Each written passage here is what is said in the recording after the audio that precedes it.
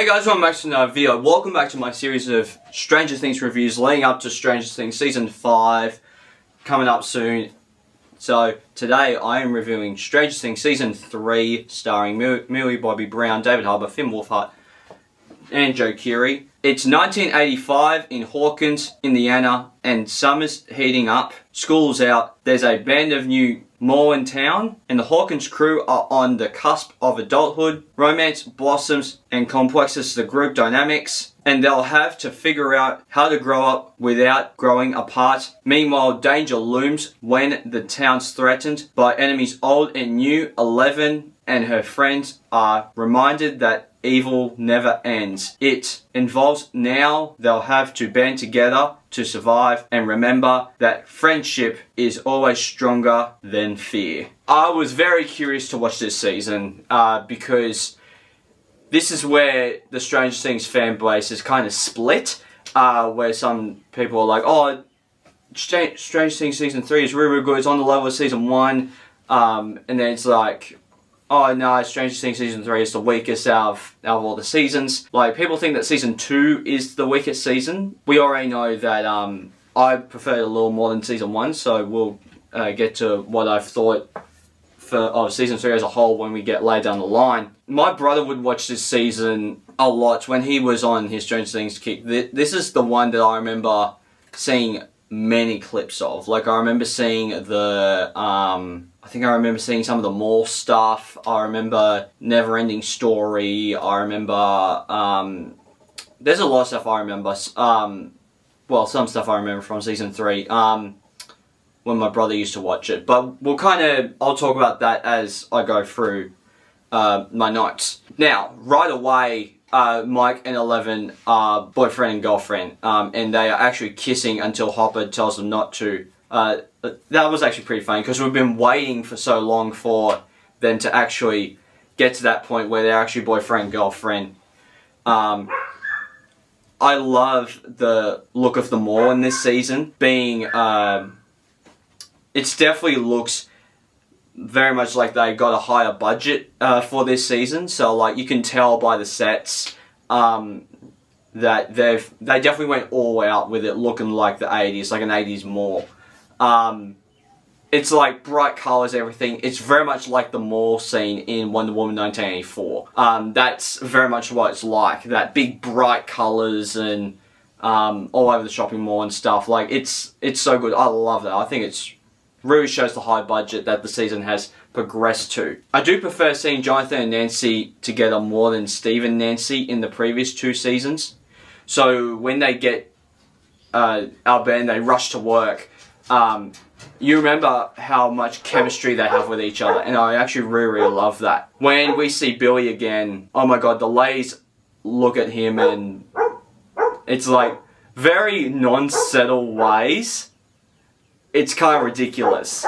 There are lots of funny gags in the background in this show, like when Steve takes the the Scoops Ahoy hat off and he tries to hit on a girl while he is at the counter, and Robin puts another tally on the "you suck" board on Steve's side of the board. That's very, very funny to me. I actually like that gag. One thing I did not like in this season is Hopper. Hopper has changed. I'd almost say that they've completely changed the character, or it's our character. There's just something about Hopper in this season that made him different, that made me go like,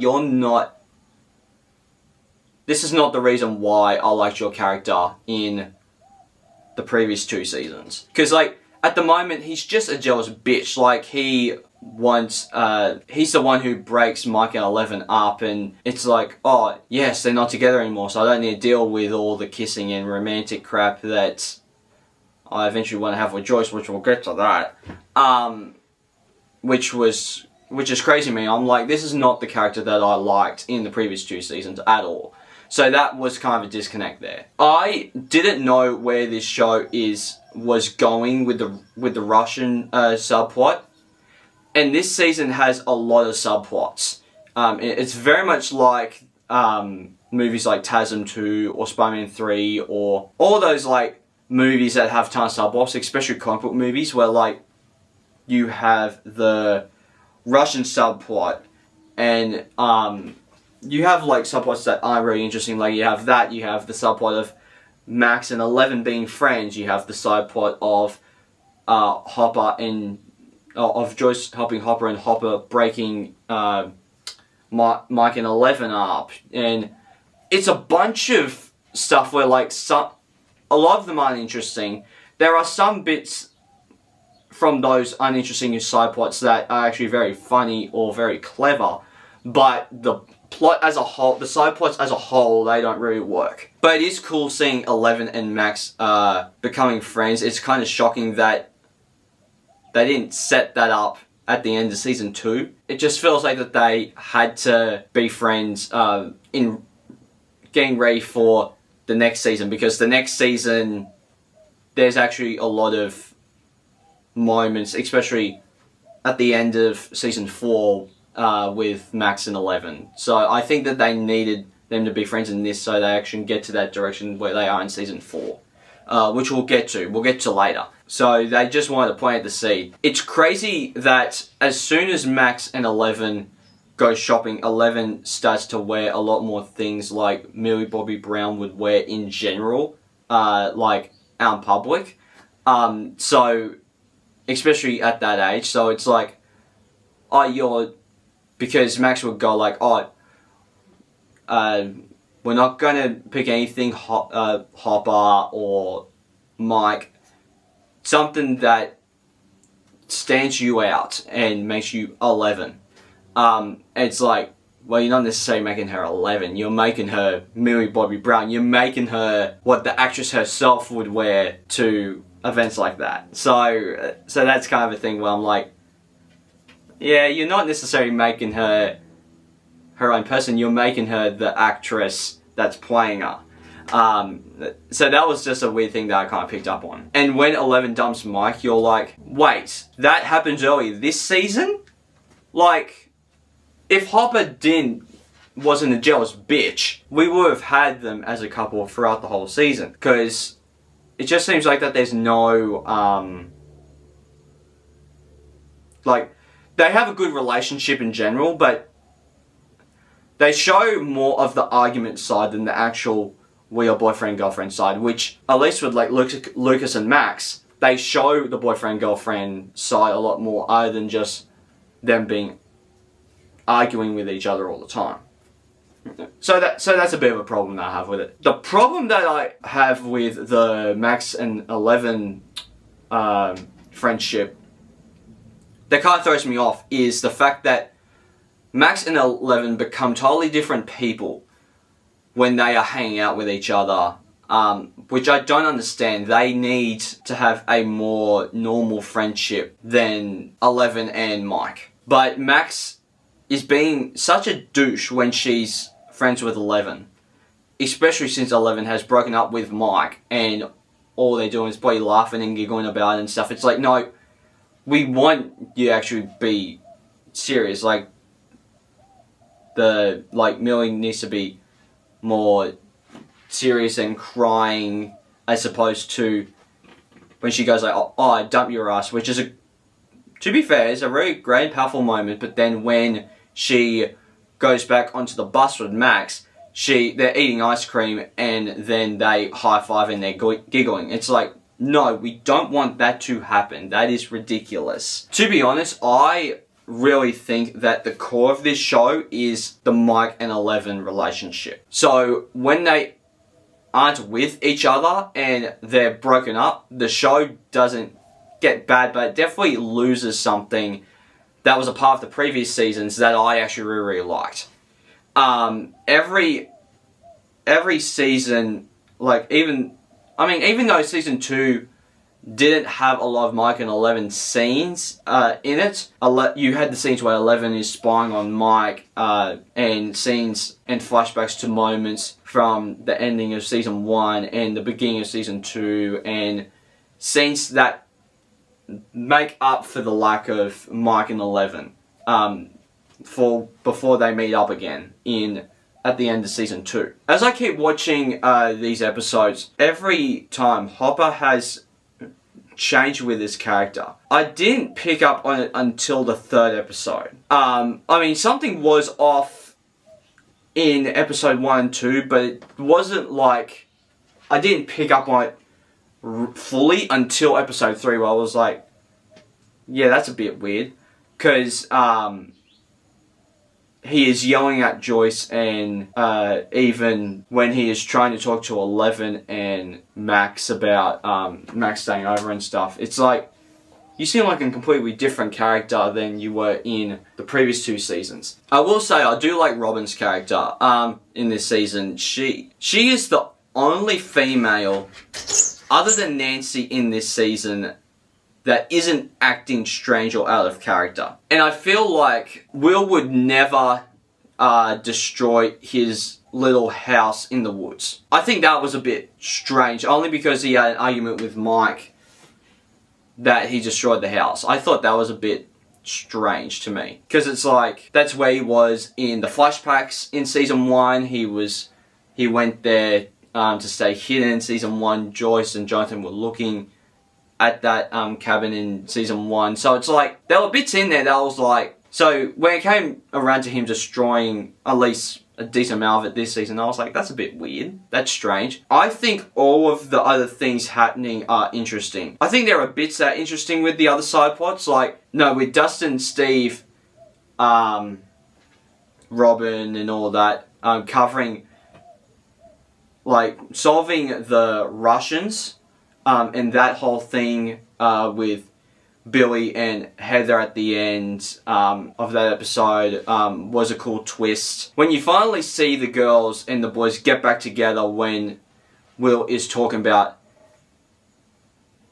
how he had felt something when they went to the movies and then to the farm, and how the mind flares back, and it's like, finally, they are righting the wrongs of my issues from the previous episodes in this show. When Hopper starts to fight the president, or whatever he was, and he breaks off his nose, then puts his finger and is about to chop it off.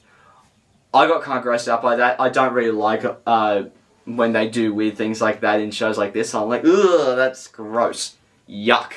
It's very, very weird. And Steve trying to push Dustin into the air vent is so funny, especially when Dustin's like, when he's like, oh, Steve, push me in. And he's pushing by his feet. And he's like, no, not my feet, you jackass. Push my butt. I thought that was bloody hilarious. I was like, that is a perfect like delivery, and Robin's just kind of looking at them and rolling her eyes. That was kind of funny to me. Lucas' sister Erica is such a smarty pants, especially when Dustin and Robin are trying to convince her to go through the air vent, so they figure out what's going on with these Russians, and how she thinks that they are using her for child endangerment. I was like, oh my god, shut the fuck up, you child. Like, even though that she's probably right, in the real world it would be child endangerment, but it's also like, you're a fucking annoying character, like, bloody get off my screen. I think she gets better in season 4, to be honest. When I first saw the green stuff that Dustin, Steve, Robin, and Erica finds, I was like, did you guys just find the secret of the U's? Are you guys about to create the turtles? Like, the scene when the boys, Eleven and Max, trap Billy in the heat room, and they all heat him up, and Billy goes all crazy because he has the thing inside of him, I thought was a really touching scene before Billy went all bloody crazy. And then we see that Billy and Heather have a whole army at the end of the episode. That was bonkers to me. I thought that was unexpected. When Nancy rings Jonathan and tells him that she's at the hospital and she wants to speak to Will, and he's like, he's not there. Nancy goes, oh, is he safe? Jonathan's like, Why wouldn't he be safe? Nancy, why wouldn't he be safe? And it's like, well, because he hasn't been safe for the previous 2 seasons, Jonathan. Like, no wonder why she's asking if he's alright. Like, I feel like Nancy at that point was the audience, where it was like, well, is he alright? It's like, I mean, we know that he's alright, but it's like Jonathan's going like, why wouldn't he be alright? Why wouldn't he be alright? I think it just feels like that Jonathan has forgotten what happened in the previous 2 seasons of the show. The guy's chasing Hopper and Joyce and doing his best to do an Arnold Schwarzenegger impression. He was trying his best to act like the Terminator. It was so funny. It's quite a scary scene when Nancy and Jonathan are being chased by the guys that they used to work for while they are all at the hospital. Seeing Eleven go crazy on that Demogorgon was so cool, and saving Nancy in the process, and having the gate to the Upside Down open. It's like, it's about time that they opened it so it comes into the real world. Hopper always needs to fight someone to get his way, and he really shows in that episode. And when Mike and Max are arguing about how Eleven needs to use her powers, like the aspect of, do they agree with each other? I do agree with Max that she is her own person, and especially what Nancy said, Eleven knows her limits. But also you can't understand Mike too, because Mike's like, because Mike has more the point where we all feel, where it's like he gives a crap about Eleven, where it feels like that no one else do, where it's like where he doesn't like Eleven being used as a tool, and he's basically how everyone treats her, and that they are to figure out a new plan because he doesn't like her, because he doesn't want to lose her again, is such a great scene, and I'm like, yes, that is exactly what we want. The red sky in Eleven's dream of Billy gave me vibes of the theatrical version of Justice League, where I'm like, what in the world is this? Like, it looks so bad with the red sky. Like, I don't think there's a way that they can pull off red sky in movies and shows, because it just looks very weird. And the twist that Billy at the house with Eleven is so cool, and a creepy twist that had me on the edge of my seat. But when they retcon that and ended up being a dream sequence, I thought it would have been cooler if, like, Billy kidnaps them and Eleven was going to save them or something. I thought that would have been cool, but episode 6 is the point where the Russian subplot started to lose me a bit. Like, it started off interesting, but then lost me in episode 6. Like, I think the Rob and Steve drunk stuff was ridiculous. I didn't like that little bit anyway. I thought that was very weird. I do like the fight at the house. It's like the writers went back to what made Stranger Things work in the first place of the first 2 seasons, where it's like, it's the interactions between the characters and the action scenes and the spectacle within those action scenes that make the series what it is. The fact that the movie that's playing at the theatre is Back to the Future is absolutely amazing.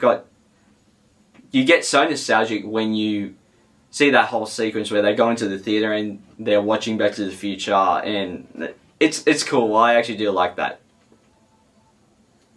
When Lucas and Will are looking for a bowl, and they have the idea of defeating the creature with fireworks, and Max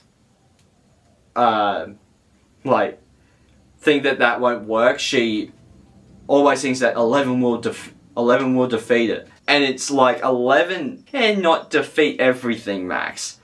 Do you not bloody realise that? There is something about Max in this season that seems very unlike her character that she was in season 2. But I have a whole perspective on Max's character when we get to season 4. It gets very silly when, over the past 2 episodes, Steve and Robin have acted so silly and are so out of character. The whole thing, and in the rest of the seasons, it is so funny, but it's just like stops being funny, and I felt like it went longer, and it was like, oh my god, okay, it's not funny anymore. Like, get to where you need to go. I will say I do prefer the show when everyone is working together, other than them being divided up, because the past 2 seasons have had episodes of Hopper and Joyce were helping the kids, but so far they haven't been really in any scenes together from episode 1 to 7. It was always like, you have multiple different subplots and different characters in those subplots. Much like season 4, but I think we'll get to my thoughts on season 4 in the next video. But in the last few of the third last episode and throughout the rest, it actually had those moments of like, yes, the team is actually back together and they're all helping each other to defeat the monster. I thought that was pretty cool. Jonathan gets the knife and starts slicing Eleven's leg. It was like, oh, gross, what the hell? Like, and it was crazy how gross it was. And it's like, why the hell would you do that? Like, and like, he's going in there and he's searching for the bloody thing. And it's like, oh, no, gross, that is yuck. I did not like that at all. I'm not used to that sort of stuff in shows. Like, this is why I don't watch horror movies, because you get crap like that. It's kind of funny that that Dustin and Erica want to help Hopper and Joyce be their narrators, and Hopper says no. I was like, that is such a typical Hopper line. That is amazing. It was kind of shocking when Billy has found the kids, and then the creepy spider thing comes and has that huge fight at the mall, which is more of a mind fight thing where they're all like terrified hiding from it, but they're not actually fighting it like they do the Demogorgons and that type of stuff. But I thought that was pretty cool. I feel like we need that first episode when Dustin tries to get the guys and Max and have that introduction to Susie to set up and pay off the Neverending Story bit, because, I mean, don't get me wrong, I love the Neverending Story scene. I thought that was epic. But I thought that we need more of her in this season, because I was like, if this is just a one and done thing, then like there's no point of having this character in there. So I thought that was a bit weird. I do want more Susie, especially with the introduction to Susie, since we'll probably never see it again in this show. I do like how they use fireworks, with that they mentioned in the 7th episode of how they could defeat the monster, other than having 11 destroy it and stuff like that. I did get emotional when 11 was talking to Billy about his mother on the beach and when he was surfing and the waves and that type of stuff. I thought that was a pretty emotional scene. I didn't really get why they had to move out of their house. I didn't really get why Jonathan and Will had to move out of their house. I thought that kind of came out of nowhere for me. And why couldn't 11 just go live with Mike, except for going to live with Will and Jonathan and Joyce? I thought that was a bit weird. It wasn't until the end of the episode that I realised that 11 she was actually going to go live with them. I mean, go live with Jonathan, Will and Joyce. I thought that was a bit weird. But I'm curious to see how they bring them back to Hawkins for the next 2 seasons. I did give Stranger Things Season 3 out of 5 stars. I liked the second half of the season more than the first half. And there were some fantastic things in that first half. And I liked the episodes overall, but there was some weird stuff in that first half that I was like, that's not the reason why I fell in love with this show. But yeah, so guys, please hit the like button down below if you haven't already. Subscribe us a little bell icon to get notified future videos that I'll make. I'll see you guys next time. Take care. Bye. Hey there. Subscribe to my channel. And also press this bell icon.